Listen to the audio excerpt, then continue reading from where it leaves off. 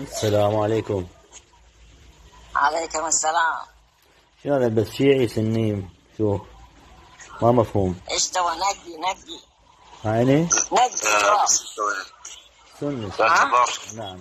ممكن نقاش وحوار في كفر ابن حنبل في كفر معاوية بحسب شيوخ البخاري علي بن الجعد ولي بن حنبل. هل الحسن كان يجهل حيث لم يعلم كفر معاوية عندما سلم إليه الخلاف؟ إذا تختار أن معاوية مات مرتدا.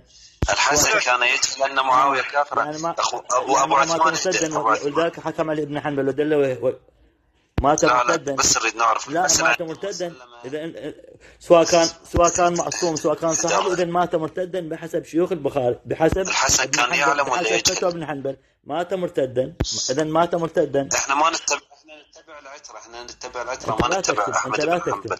انت لا تكتب تمسكوا ابن بكتاب حنبل الله امام وعترة. مذهبكم كفر ابن العترة حنبل امام مذهبك كفر معاوية، فانت تختار ارتداد لمعاوية.